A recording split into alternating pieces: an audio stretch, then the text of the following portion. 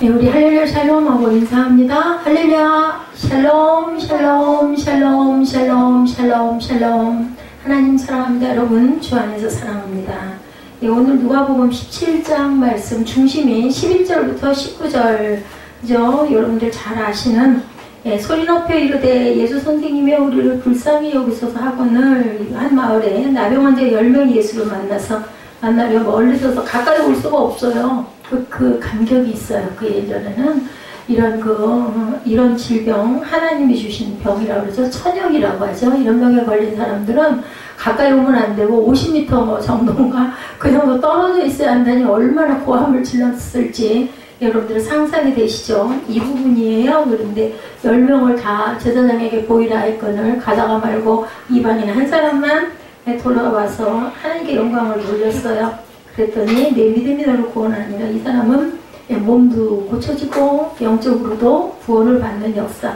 그 병 고쳐진다 하더라도 그 문둥병제 환경이 변하겠느냐. 가족한테 돌아가기는 했겠지만 오죽했겠나. 그 몸의 상처와 그 흉 찌그러짐은 그대로 있을 거 아니겠어요. 더 이상 병이 그 몸을 스며들지는 못해서 죽지는 않겠고 더 심해지지는 않겠지만 그 형상 그대로일 거니 누가 그 사람을 그렇게 반갑게 맞아주겠느냐는 거죠.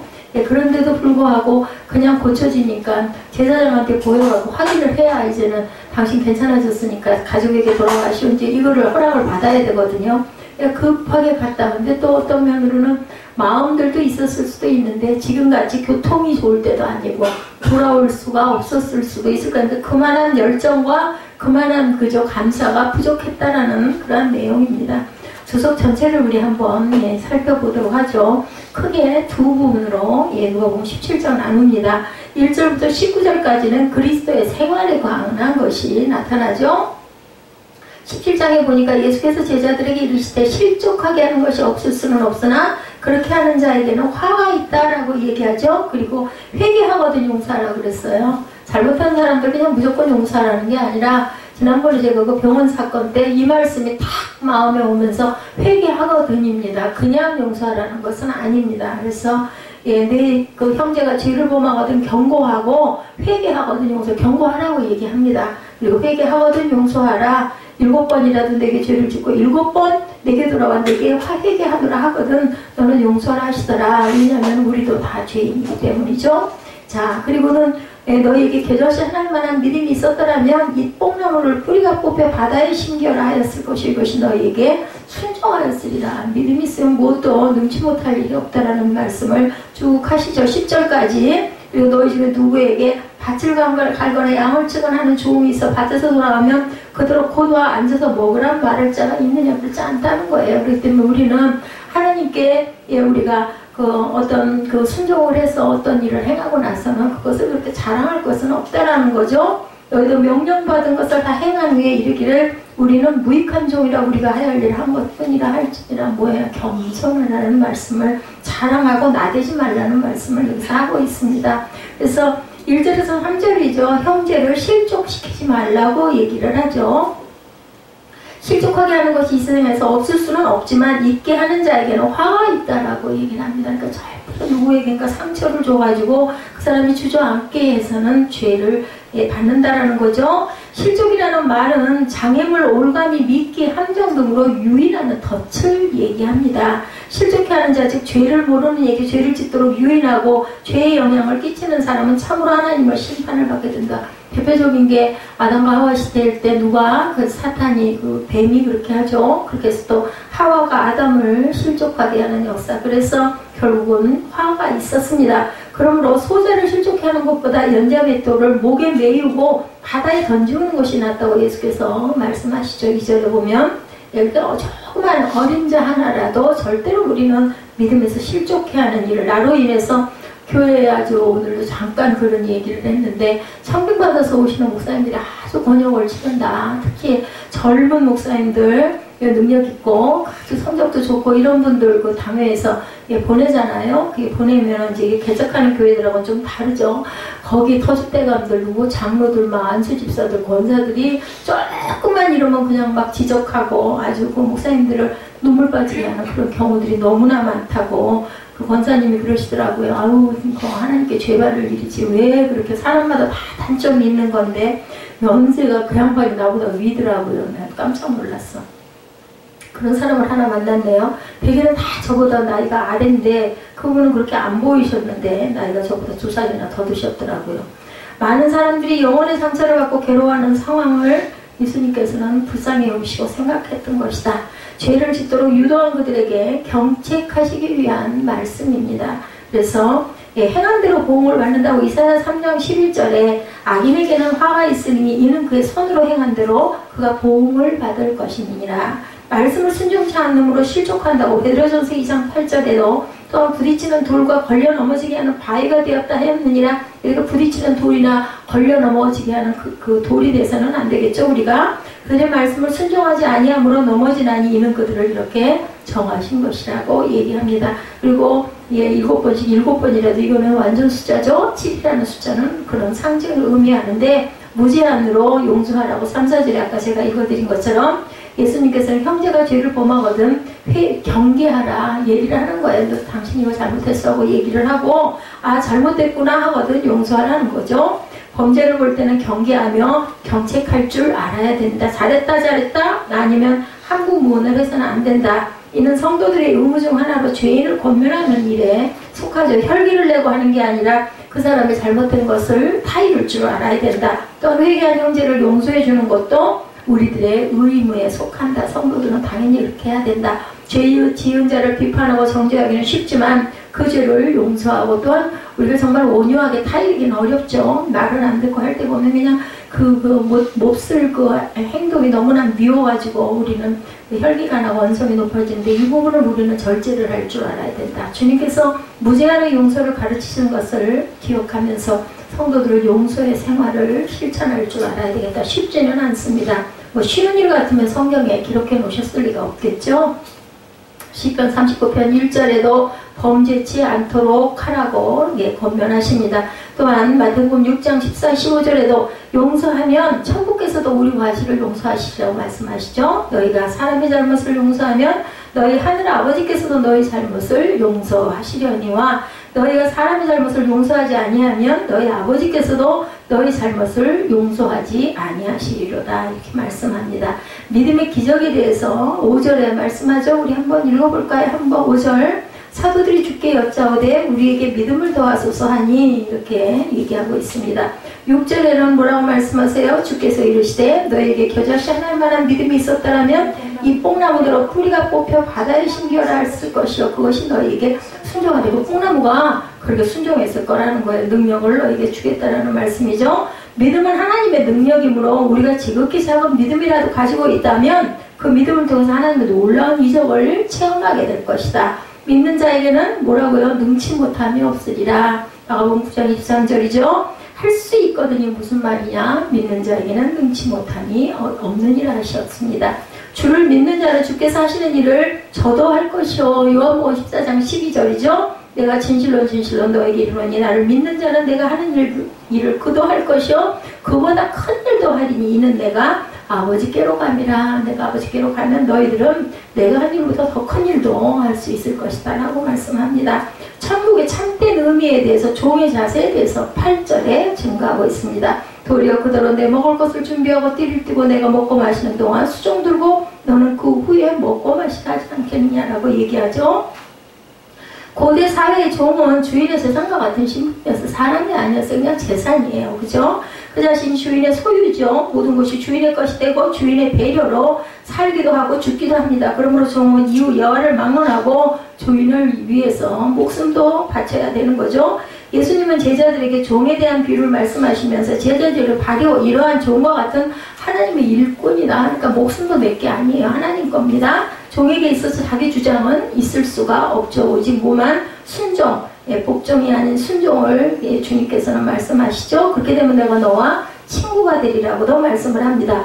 오직 주인의 명령이 그에게는 법이고 이 법을 순종하지 않고 거역하면 벌을 받게 되는데 그가 주인에게 철저히 순종할 때 주인은 그를 사랑해서 은혜를 베푸실 것이다. 주님은 만물을 통치하시죠. 로마서 11장 35, 6절에 누가 주께 먼저 드려서 갚으심을 받겠느냐? 이는 만물이 주에게서 나오고 주로 말미암고 주에게로 돌아감이라. 그에게 영광이 세세에 있을지어다. 아멘입니다. 만물이 어디서? 주님에게서 나오고 우리가 보는 아름다운 세상은 하나님께서 나옵니다. 그리고 주로 말미암고 또한 주에게 돌아갑니다. 만물 역시도 그렇죠. 그래서 항상 하나님께 영광을 세세히 돌려야 하겠다. 오늘 제가 정말 조금 길게 했습니다. 왜냐하면 찬양 드리다가 제게 마음의 감동이 우리가 예수님을 사랑한다는 것을 참 못하잖아요. 바보같이 생활에서 뭐 할 것도 하는 것도 없이 별것도 아닌 걸 가지고 하루를 짤짤 매다 보면은 제대로 하는 게 없는데 예배 시간에 입술로라도 막 하나님 사랑합니다, 예수님 사랑합니다 이런 고백을 열심히 해야 되겠다라는 그런 소망이 솟아가지고 제가 오늘 찬양을 보통 때보다 조금 길게 했습니다. 그래서 아마 우리 사무엘이 반주를 늦게 치러 왔게 망정이지 힘들고 손이 아팠을 거예요. 그렇게 힘이 들 때는 잠깐 쉬세요.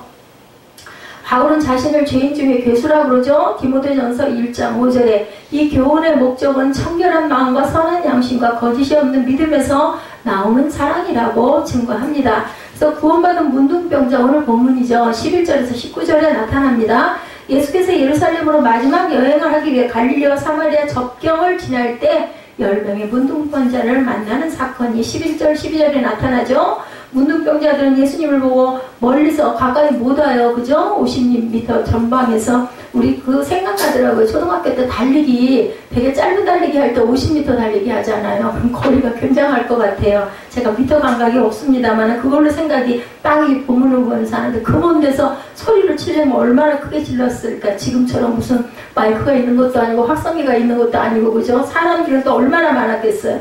죽을 기를 쓰고 소리를 질렀을 것 같아. 거기까지 오는 것도 아마 정말 천신만고의 그 일로 왔을 것 같아요. 우리는 성경 읽으면서 그냥 왔구나, 와서 말했구나, 그래서 예수님이 보셨구나 한데 이거는 정말 기적이에요. 기적. 그죠? 이거 10명이 예수님께 그 소리가 들리도록 소리 칠 때까지 얼마나 그죠? 그 시름을 하면서 달려왔을까. 그 열정을 가지고 그런 사람만 살아요. 제가 수영장에서 할머니들 보니까 그 연세 엄청 많으신 할머니가 정말 잘 걷지도 못하고 허리 너무 펴지지도 않고 제가 거기 80대 아니신가 싶더라고요. 근데 그 할머니는 하루도 안 빠지고 뭘 하시겠어요. 근데도 물에서 그렇게 그냥 이렇게 엎드려가지고 왔다 갔다 하시는 거 그게 삶의 소망 아닐까. 그 남다르게 그렇게 하시는 분은 남다르게 그래도 고운 모습으로 유지하다가 가시지 않을까. 그죠? 매일같이 이렇게 한 번도 빠지신 것 같지가 않아요. 제가 요즘에 결석을 거의 안 하다 보니까 그래서 참 남다르구나. 또 얼굴 모습도 항상 웃는 모습인데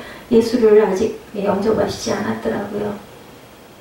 문둥병자들은 예수님을 보고 멀리서 소리를 높여 긍휼히 여겨달라, 불쌍히 여겨달라는 거죠. 그 외침 속에 그들이 예수께서 자신들을 고칠 수 있다는 믿음을 가지고 정말 어떻게 죽기 살기로 매달린 거죠. 결론은 그 할머니도 마찬가지고 예수님은 병고침을 호소하는 10명의 문둥병자들을 말씀으로 치료해 주십니다. 14절에 보니까 나타나죠. 보시고 이르시되 가서 제사장들에게 너의 몸을 보이라 하셨더니 그들이 가다가 깨끗하면 간 사람도 그렇고 말씀하신 분도 그렇고 뭘 한 게 아니에요. 그냥 보고 가서 너 제사장에게 보여. 그랬고 또 그걸 믿고 그냥 두말 안고 뛰어갔어요. 어린아이와 같은 믿음 아니에요. 혹시 우리 마음속에 뭐야 아무것도 한 것도 없는데 가서 보이래 했을 수도 있는데 워낙 많은 기적을 아마 봤겠죠. 그러다 보니까 그냥 옳았구나 됐구나 그러고는 신나게 뛰어가는데 뛰어가고 그만 감사하는 것을 잊어버렸다. 그렇죠. 고침을 받은 10명의 문둥병자 중 사마리아인 한 명만 주께 다시 돌아와서 감사를 드리죠. 증세가 눈같이 되었다. 열왕기하 5장 27절에 누가 그런 일이 있었어요. 나만 장군이죠. 그 사람도 똑같은 한센시병이죠. 나병이 내게 들은 내 자손에게 미쳐 영원토록 일을 하니 게하시가 그 앞에서 물러나오매 나병이 발하여 눈같이 되었더라. 나만의 나병이 그죠? 그런 그 게하시가 뭐 했어요? 그 가지고 온 그 물품 받지 말라고 하는데 그거 받아갖고 감췄다가 결국은 그 시종이 눈같이 나병이 되는 사건이 열왕기하에 나타납니다. 착한 착한 행실로 영광을 돌리죠. 마태복음 5장 16절에 이같이 너희 빛이 사람 앞에 비치게 하여 그들로 너희 착한 행실을 보고 하늘에 계신 너희 아버지께 영광을 돌리게 하라. 이렇게 말씀합니다. 사랑 안에 있는 하나님의 나라에 대해서 20절에서 37절까지 나타나죠. 하나님의 나라는 너희 안에 있다라고 이야기하죠. 여기 있다 저기 있다 할 것이 아니라고 얘기하십니다. 예수께서는 하나님의 나라는 너희 안에 있느니라. 바리새인들이 예수께 나와서 물어보는 거예요. 이 사람들은 예수님께 정말 물어보려고 하는 게 아니라 시험해 보려고 대개는 이런 질문들, 대답하지 못할 질문만 골라서 찾아서 질문하는 내용이 나타납니다. 하나님의 나라는 눈으로 볼 수 있는 세상의 나라가 아니고 영적인 나라고, 또한 어떤 특정 지역에 이루어지는 것이 아니고 바로 우리 마음 속에 이루어진다. 저는 그게 얼마나 감사한지 주일날도 그런 감동이 왔어요.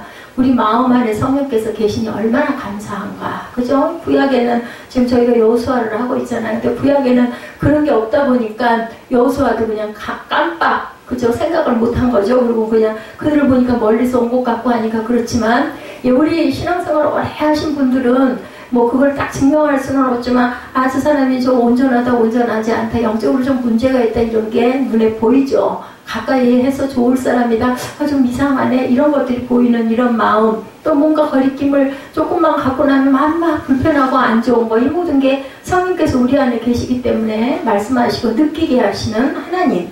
요한복음 18장 36절에 이 세상에 속한 것이 아니라고 말씀합니다. 예수께서 대답하시되 내 나라는 이 세상에 속한 것이 아니니라고 요한복음에도 증거합니다. 만일 내 나라가 이 세상에 속한 것이었더라면 내 종들이 싸워 나로 유대인들에게 넘겨지지 않게 하였으리라. 내가 이 세상에 속한 것이었더라면 내 나라가, 그죠? 이제 내 나라는 여기에 속한 것이 아니니라 깨달아 알라고 예수님께서 말씀하시죠. 근데 제자들의 마음으로는 굉장히 안타까웠을 것 같고, 그 좀 안 하시고 돌아가시면 어째, 이런 마음 당연히 들었을 것 같아요. 의와 평강과 희락이라고 로마서 14장 17절에 그는 진리의 영이라고 말씀하죠. 세상은 능히 그를 받지 못하나니 이는 그를 보지도 못하고 알지도 못합니다. 그러나 너희는 그를 안다. 그는 너희와 함께 거하시며 또 너희 속에 계시겠습니다. 걱정할 것이 없었던 건데 그때 그 시대에는 당연히 그랬을 것 같고, 우리는 지금 결과를 보는 거잖아요. 예수님이 말씀하셨는데 정말 안 계시니까 그냥 무소부지하시죠. 그때는 이 계시는 곳에만 계셨는데 오히려 항상 우리와 함께 하시니 얼마나 감사할까. 나사렛에만 계시고 예루살렘에는 안 계시고 그럴 수 있는데 지금은 어느 곳에나 계시죠. 예수 그리스도의 재림에 대해서 22절에 증거하고 있습니다. 제자들에게 이르되 때가 이르니 너희가 인자의 날 하루를 보고자 하되 보지 못하리라고 말씀을 하죠. 자, 우리가 예수 그리스도의 재림에 대해서 가장 경계해야 할 태도는 그날에 언제 어디에 임하는가 하고 묻는 거. 그건 그럴 필요가 없다라는 겁니다. 뭐라 그래요? 자, 너희에게 말하되 저기 있다 보라 여기 있다 하리라. 그러나 너희는 가지도 말고 따르지도 말라고 그랬어. 이 말씀을 절대 잊어버리면 안 됩니다. 어떤 때가 됐다고 여기 있다 저기 있다 거길 가면 만날 수 있어, 이런 얘기 하나도 믿지 말라고. 왜? 성경에 분명하게 기록되어 있지 않습니까? 그 징조에 관해서 말씀하죠. 예수께서 미혹하는 거짓 그리스도의 출현에 대해서 가지도 말고 쫓지도 말 것을 23절에 정확하게 말씀하고 계시고, 예수 그리스도의 재림은 번개의 번뜩임 같이 밝게 빠르게 갑작스럽게 임하게 되는 것으로 우주적이며 동주적인 것이라고 말씀을 합니다. 언제 어디서 어떻게 이런 거 알려고도 할 것도 없고, 하나님의 때는 예수님도 나도 모른다고 얘기하셨어요. 아버지만 아신다고 얘기하죠. 많은 사람들이 그리스도라고 자칭할 일이 일어납니다. 지금도 그러죠. 누가복음 21장 8절에 이르시되 미혹을 받지 않도록 주의하라. 많은 사람이 내 이름으로 와서 이르되 내가 그러하면 때가 가까웠다 하겠으나 그들을 따르지 말라. 지금도 내가 하나님 어머니니다, 하나님 아버지니, 내가 예수 그리스도니, 이런 분들이 우리는 지금 잘 모르지만 몇십 명 된대요. 내가 재림 예수라고 하는 사람. 근데 그걸 또 따르는 사람은 또 뭔지 도저히 이해가 안 가죠. 그날과 그때는 오직 누가? 아버지만 아신다고 마태복음 24장 36절에 증거합니다. 그러나 그날과 그때는 아무도 모르나니 하늘의 천사들도 아들도 모르고 오직 아버지만 아시느니라. 혼돈의 삶을 살아갈 것이라고 25절에 증거합니다. 그러나 그가 먼저 많은 고난을 받으며 이 세대에게 버림바가 되어야 그렇게 될 것이라는 거예요. 노아의 때에 된 것과 같이 인자의 때도 그러하리라고 증거합니다.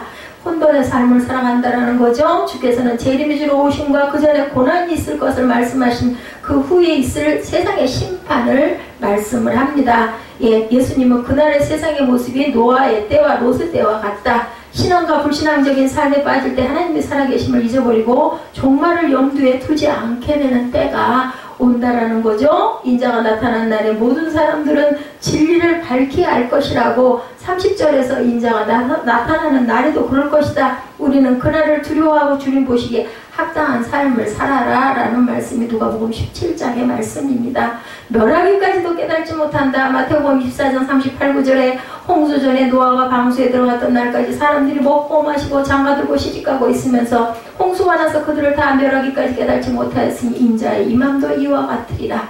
마지막 날에 대해서 요한복음 12장 48절에 나를 저버리고 내 말을 받지 아니하는 자를 심판할 리가 있으니 곧 내가 한 그 말이 마지막 날에 그를 심판하리라고 말씀을 합니다. 우리는 성경을 믿습니다. 말씀을 믿습니다. 그렇기 때문에 우리가 이 17장을 보면서 이러한 그 말씀의 정확한 뜻을 정확하게 짚어서 보고 읽고 느끼고 깨달으면서 하나님의 나라가 그렇고 하나님이 그렇게 말씀하셨으니까 주님이 말씀하셨으니까 맞구나 라고 우리가 증거를 찾아가는 겁니다. 의인과 악인의 분리에 대해서 33절에서 35절에 증거하죠. 두 여자가 함께 맷돌을 밟고 있으며 하나는 데려감을 받고 하나는 버려둠을 당할 것이요. 36절은 없다고 제 성경에는 나와 있습니다. 37절에 그들이 대답하되 이르되 주여 어디오이니까 이르시되 죽음이 있는 곳에는 독수리가 모이느니라 하십니다.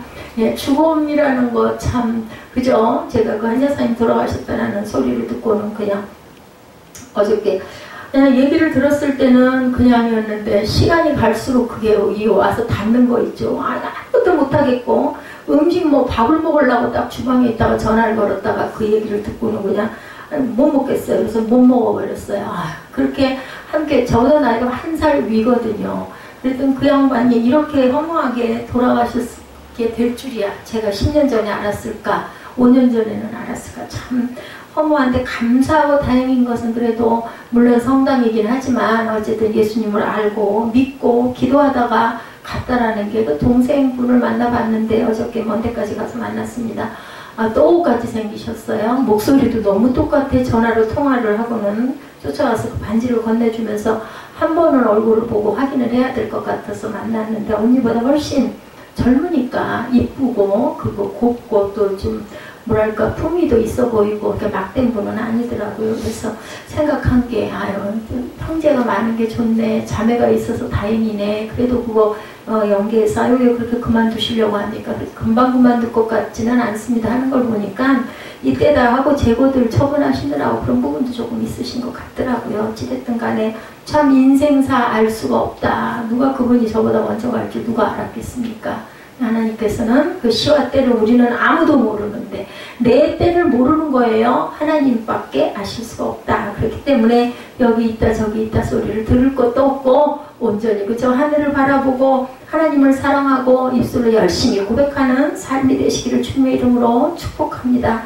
17장을 통해서 성도들이 어떻게 사람을 대해야 하는가를 말씀하죠. 우리는 어떠한 여건에 처하든지 다른 형제들을 절대로 실족시켜서는 안 되겠고 혹여 깜빡 그럴 때가 있지요. 그럴 때는 회개하고 그 사람에게 사과할 줄 알아야 되겠다라는 마음이 제 마음엔 들었습니다.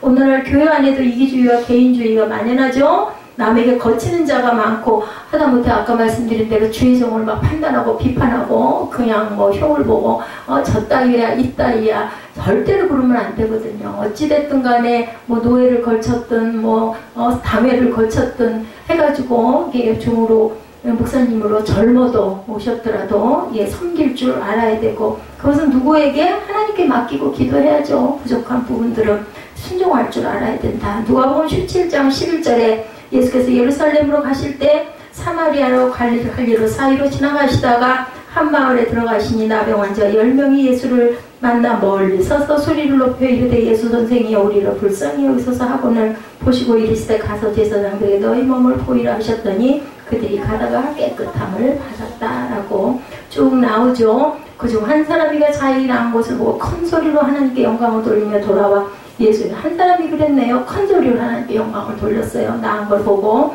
예수의 발 아래 엎드려 감사하니 그는 사마리아 사람이라. 예수께서 대답하여 이르시되 10사람 깨끗함을 받지 아니하느냐 그 아홉은 어디 있느냐. 이 이방인 외에는 하나님께 영광을 돌리러 돌아온 적 없느냐 하시고 그에게 이르시되 일어나 가라 내 믿음이 너를 구원하였느니라 하시더라. 자, 겨울에 죽을 것 같았던 자연의 변화, 우리 주변을 보면 뭐 다른 건 다 그만두고 그래서 그 변화는 우리 눈에 보입니다. 겨울에는 다 죽은 것 같았는데 봄볕이, 봄이라는 그 계절이 다 보면은 우리 그 뭐예요? 그 달력이 정확하게 그죠? 우리 달을 기준으로 한 달력 보면은 너무너무 정확하게 그 절기가 맞아 떨어지는 거 보면 너무 신비합니다. 예, 요한일서 2장 12절에서 14절은 신앙의 단계를 다음과 같이 설명하고 있습니다. 첫째는 어린아이의 단계다라고 얘기를 합니다. 자, 으뜸은 정신없이 피고 질 꽃들, 아까 그 꽃 보고 안타까워했잖아요. 예, 꽃들이 피지만 또한 집니다. 그리고 나면 또 뭐가? 녹음이 우거지죠. 자, 자연만 변하고 성숙한 게 아니라 신앙에도 변화와 성숙이 있어야 되는데 그 단계가 이러하다. 예, 아까 말씀드린 대로 요한일서 2장 12절에서 14절에는 신앙의 단계를 다음과 같이 설명하고 있습니다. 제가 달력 얘기를 하다가 왔다 갔다 했죠. 예, 달력, 그 무슨 달력이라고 그래요? 음력 생각이 안 났어요. 지금도 금방 생각났다 금방 또 깜빡 잊어버렸어요. 이게 문제예요, 문제. 음력. 정말 그 부분은 너무나 절기하고 딱 맞아 떨어진다는 얘기를 하려다가 그만 음력 생각이 안 나가지고 첫째는 어린아이 단계다. 하나님의 자녀로 소속과 신분은 변화되었지만 겉으로 드러나는 것을 믿지 않는 사람들과 크게 달라질 게 없는 단계가 바로 어린아이의 단계. 두 번째는 어린아이가 조금 더 크면은 우리 사무엘이 조금 더 있으면 이제 청년이 되죠. 청년의 단계, 첫 번째 어린아이의 단계, 그 다음에 청년의 단계. 그러니까 하나님의 아버지실 뿐 아니라 주시고 왕이라는 것을 깨달는 단계가 바로 청년의 단계.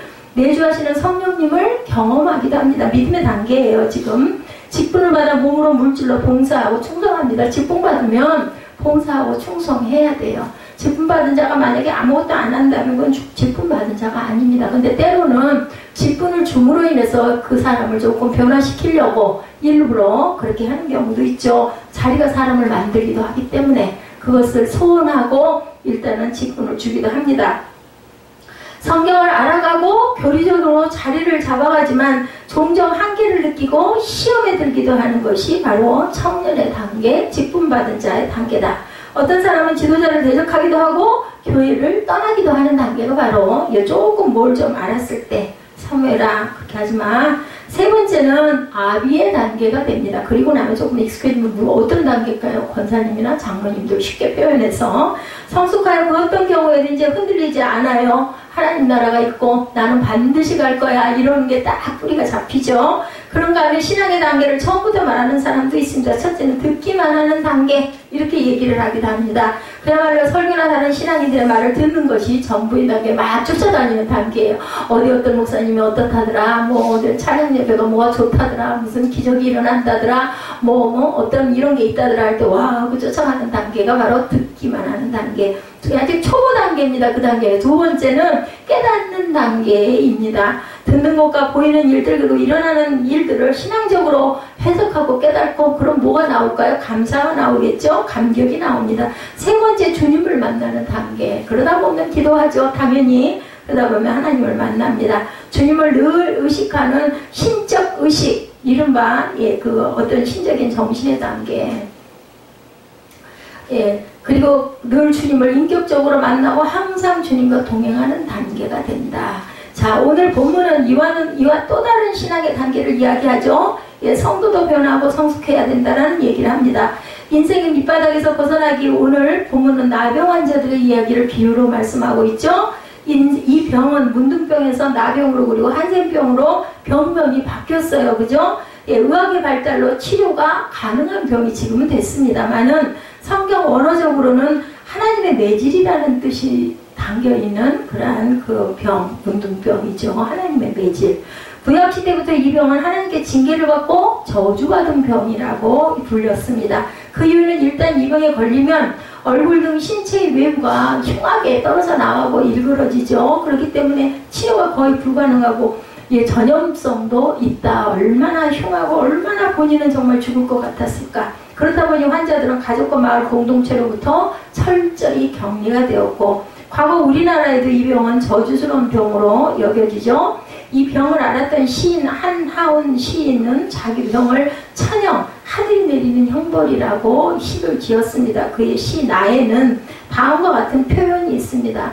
아니올시다, 아니올시다, 정말로 아니올시다, 사람이 아니올시다, 짐승이 아니올시다. 이렇게 표현합니다. 그의 시 벌에는 다음의 표현이 나와 있습니다. 죄명은 문둥이, 이건 참 어처구니가 없는 벌이 올시다. 아무 법문의 어느 조항에도 없는 내 죄를 변호할 길이 없다. 죄명은 문둥이, 이건 어처구니 없는 벌이 올시다. 이렇게 나병은 동서고금을 막론하고 저주받은 병, 그래서 비참하게 버려지는 질병, 가족도 떠나죠. 지금 보시는 것은 예수님 당시를 그린 영화 배너의 한 장면으로 나병 환자들이 집단으로 거주하던 굴의 모습이 나타납니다. 그 병에 대한 영화가 가끔 상영이 됐을 때 그런 모습으로 동굴 같은 곳으로 보이죠.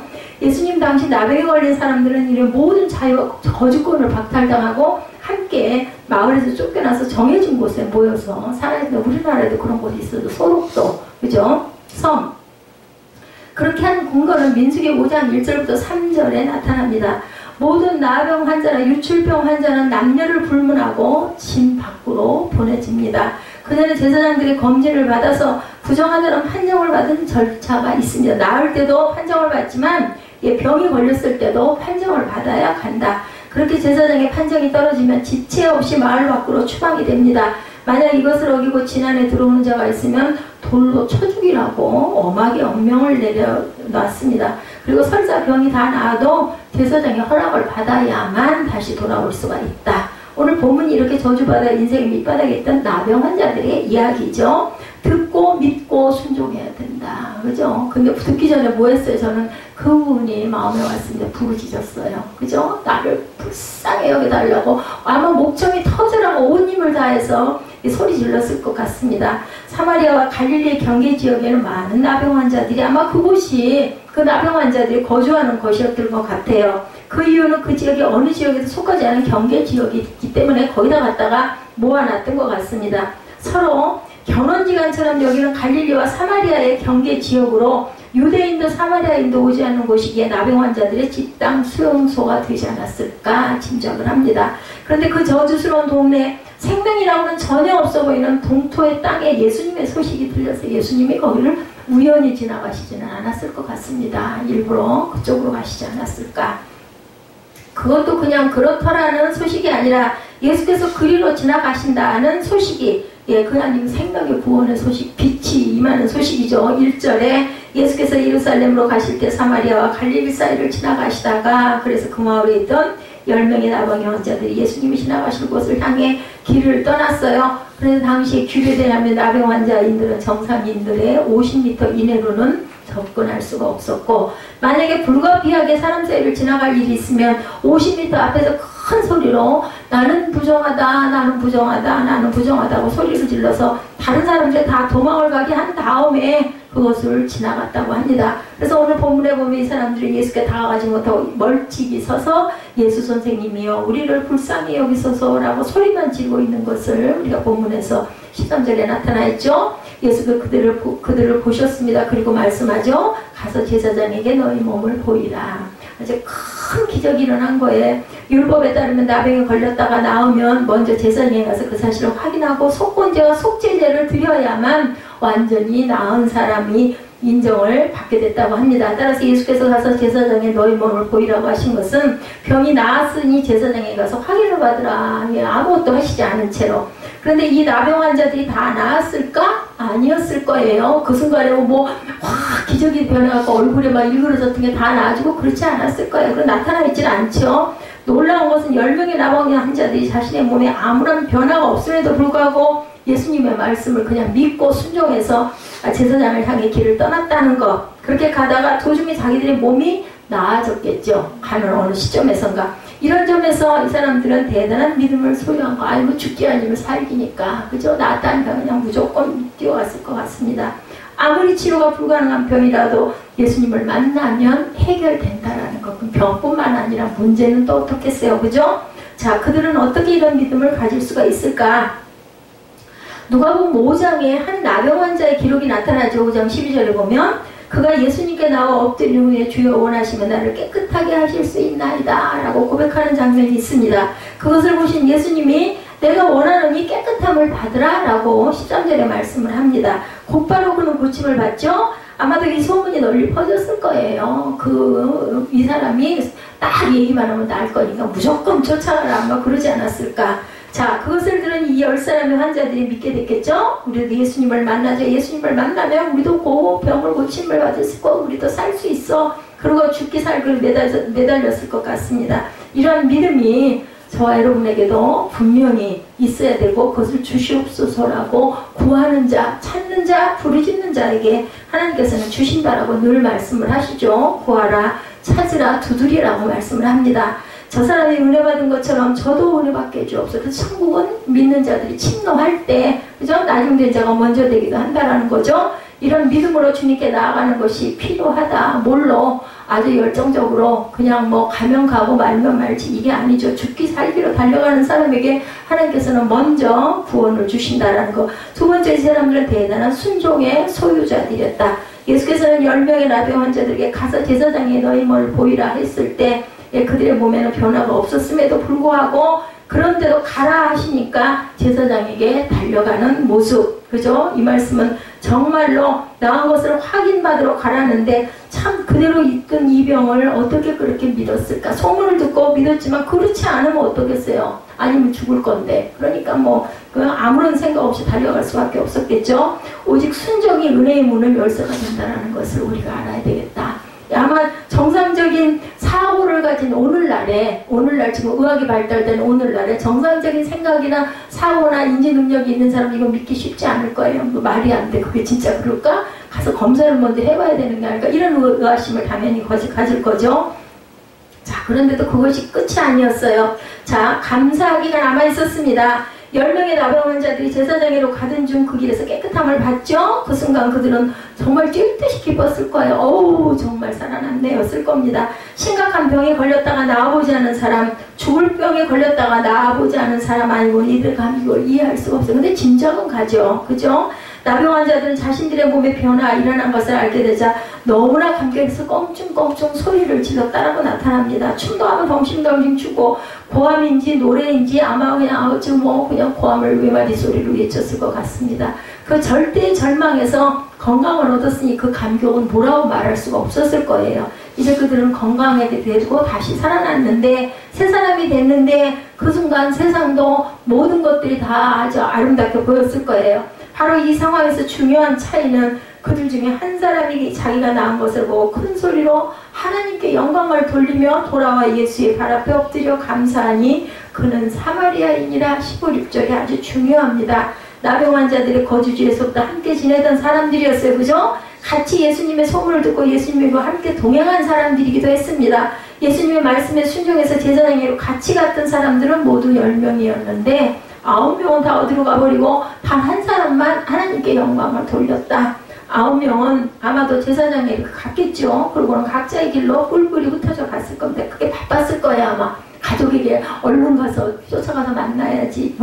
정말 얼마나 기적같고 얼마나 놀랍고 얼마나 정말 고함을 치고 싶었겠어요. 죽을 것 같은 인생을 다시 살게 하신 분에게 돌아와 감사한 사람은 오직 한 사람뿐이었다. 좁은 길입니다. 그는 자신의 병이 나은 것을 알고 그때부터 큰 소리로 하나님께 영광을 돌리며 즉각 돌아서서 예수님을 향해 달려갑니다. 그런데 그는 사마리아 사람이었다. 유대인들로부터 사람으로 여겨지지 않던 개로 취급을 받던 이방인이죠. 자, 그에게 예수님은 10사람이 다 깨끗함을 받지 아니하였느냐, 그 아버는 어디 갔느냐 17절에 물으시죠. 이것은 그 사람에게 물은 게 아니라 거기 있는 모든 사람들, 저와 여러분에게도 물어보신다는 것. 왜 10명 가운데 9명, 90%의 사람들이, 그것도 하나님의 백성이라는 유대인들이 병고침을 받은 것에 대해서, 그것도 죽음의 병인 나병으로부터 나음을 얻었는데도 불구하고 자신들을 고쳐주신 주님께 감사의 표를 안 했을까? 일단은 법적인 지위를 회복하기 위해 제사장으로 가는 것이 우선이라고 생각할 수도 있어요. 그죠? 근데 그 다음에 동료 중 한 사람이 제사장으로 향하던 발걸음을 돌려서 예수께 돌아가는 것을 보았을 텐데 그때 그들의 생각은 어땠을까? 우선 제사장에 가서 이 표를 받는 게 맞지. 그리고 달려갔을 거예요. 아주 오래전 미국 미시간 호수에서 여객선 한 척이 침몰된 적이 있었어요. 타고 있던 많은 사람들이 배와 함께 호수에 빠져 죽게 되었습니다. 그런데 당시 노스웨스트 대학의 학생이고 수영선수였던 한 사람이 사력을 다해서 23명의 사람을 정말 기적같이 구원한 사건이 실제로 있었습니다. 그 후에 수십 년이 지나서 아레이 토레이 박사가 LA에서 설교를 하던 중에 이 사건을 언급하면서 그때 그 청년의 용기와 사랑을 칭찬했다고 합니다. 그런데 그 설교가 끝난 후에 한 노인이 토레이 목사님을 찾아와요. 그가 바로 설교 중에 이야기한 그 젊은이였다고 합니다. 토레이 목사는 그 사실을 알고 깜짝 놀라면서 묻습니다. 그 사건을 통해서 가장 인상에 남는 것이 무엇입니까? 라고 물어봤더니 노인이 대답해요. 이제 노인이 된 거예요. 수십 년이 흐른 다음에. 단 한 사람도 고맙다는 말을 하지 않았습니다. 라고 대답을 했다고 하면서 어떻게 이랬을까요? 전 이해가 안 갑니다. 생명을 걸고 23명이나 구해주었지만 그중 단 한 사람도 감사하지 않으시 그것이 평생 섭섭했다라고 이분이 얘기하더랍니다.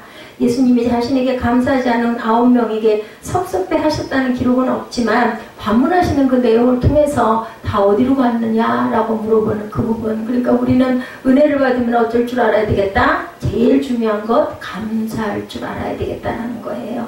자, 그랬을 때 그냥 감사받고 마시는 하나님은 아니다. 구원이 임합니다. 구원이 더 기가 막힌 은혜의 축복을 주신다라는 것. 그죠? 우리가 그것을 절대로 잊어버리지 말아야 되겠다. 그냥 아유 다행이다. 그러고 넘어가서는 안 된다라는 거죠. 자, 저와 여러분의 관심은 돌아와 감사하지 않은 9사람보다는 돌아와 감사한 한 사람에게 그죠? 두어야 되겠죠. 사마리아 사람인 그는 어떻게 해서 되돌아올 수 있었을까? 그에게는 아마 돌아갈 집이 없어서 반겨줄 가족이 없어서 아마 그렇지는 않았을 것입니다. 본문은 그가 큰 소리로 하나님께 영광을 돌리며 돌아와 예수의 발 아래 엎드려 감사했다고 기록하죠. 이 말은 그가 비록 사마리아 사람이고 나병 환자일지라도 하나님을 알고 믿는 사람이었다는 뜻입니다. 그래서 자신에게 일어난 그 놀라운 일이 하나님으로 말미암은 줄 알고 하나님께 영광을 돌렸다는 거죠. 또 이 사람이 예수님 앞에 엎드린 것으로 보아 예수님의 사랑과 능력을 알고 그것에 대해서 진심으로 존경과 감사를 드리는 사람이었다는 것을 우리가 알 수가 있다.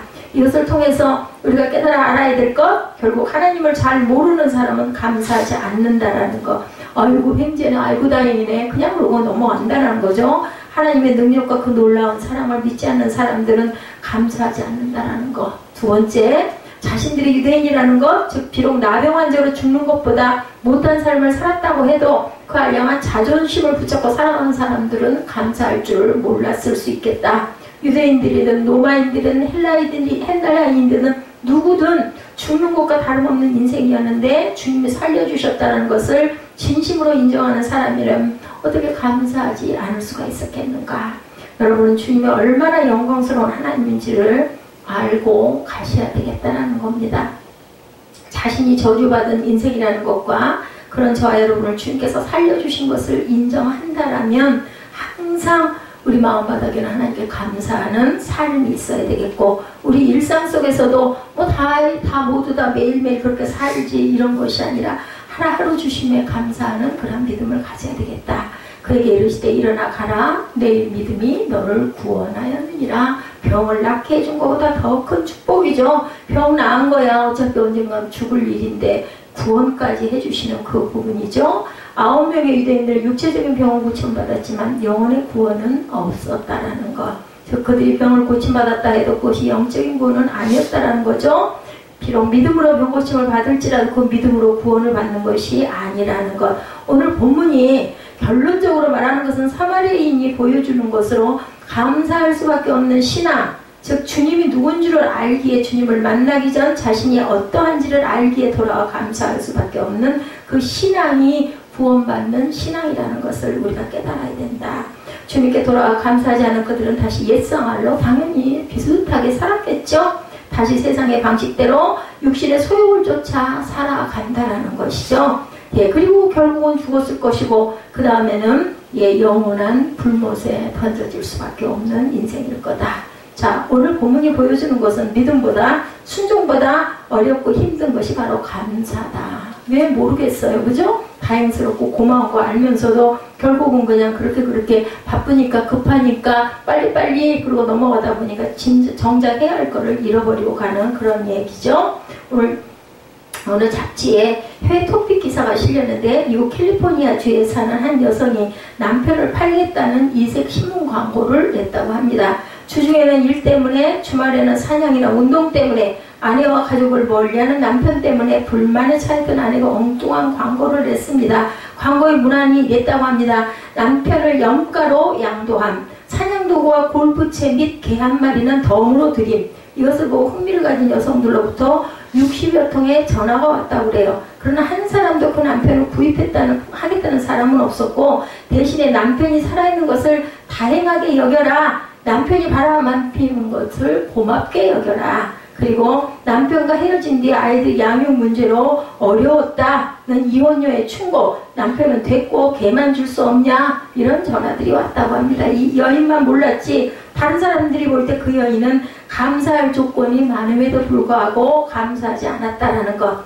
그리스도의 유명한 법학자인 나이피코스가 말하기를, 감사할 줄 모르는 자들에 대하여 벌을 주는 법을 만들지 아니한 까닭은 하나님께서 감사할 줄 모르는 사람에게 지금 벌을 내리고 계시기 때문이다, 이렇게 얘기를 했다고 합니다. 세상에 어떤 법도 감사하지 않는다고 벌을 주지는 않아요, 그죠? 예, 또 범사에 감사하라고 한 성경조차도 감사하지 않는다고 해서 벌을 준다고 성경에 기록되어 있지는 않습니다. 그러나 하나님은 감사하지 않는 사람을 당신의 방법으로 징계하신다라는 것.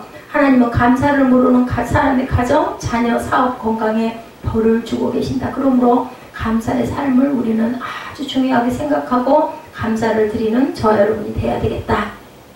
이 감사가 성도의 신앙의 마지막 단계, 헌신과 충성과 목숨까지 바치는 순교의 단계가 남아있습니다. 감사하면 이걸 할 수 있겠죠? 자, 헌신, 충성, 순교는 진정한 감사에서부터 시작된다는 겁니다. 오늘 본문은 충성과 순교의 단계까지는 아니더라도 감사의 단계까지 가는 것만도 쉽지 않다. 겨우 10 중에 하나, 10%죠. 자, 그러므로 감사의 삶을 살아가시고 그것을 주님께서 기뻐하신다는 것을 잊지 마시고, 감사가 곧 치유인데 영적인 치유까지 이루어주는 성숙을 주신다는 것. 믿음이 중요하고 예수 그리스도가 누구신지, 무엇을 하실 수 있는지, 그리고 저와 여러분의 문제 속에 불가능한 문제까지도 해결할 수 있는 분이라는 것을 믿는 믿음이 중요한데, 믿음만 가지고 안 되고 아직 병이 그대로지만 나을 것이라는 말씀에 순종해서 제사장에 달려가는 순종, 그리고 홍해 바다가 갈라질 거니까 먼저 발을 내밀으라 하실 때 그 말씀에 순종한 발을 바다에 내디딜 때 하나님의 역사가 일어나는 걸 우리가 너무나 잘 압니다. 근데 이 믿음보다 순종보다 하나님께서 기뻐하시는 것은 감사라는 것. 자, 저와 여러분은 감사의 삶을 오늘 하루를 살아가셨는지 이 부분을 깊이 묵상하시는 저와 여러분 되시기 바랍니다. 감사할 이유가 있어도 감사하지 않는 사람, 감사할 이유가 있어야 감사하는 사람, 감사할 이유가 없어도 감사하는 사람, 감사할 이유가 없어도 일상 중에 매일매일 일어나는 일이라 할지라도 우리가 하나님의 놀라운 은혜와 보호하심을 감사할 줄 아는 저와 여러분들, 그래서 하나님께서 기뻐하시는 복된 평강의 삶을 살아내시는 저와 여러분 되시기를 주님의 이름으로 축복합니다.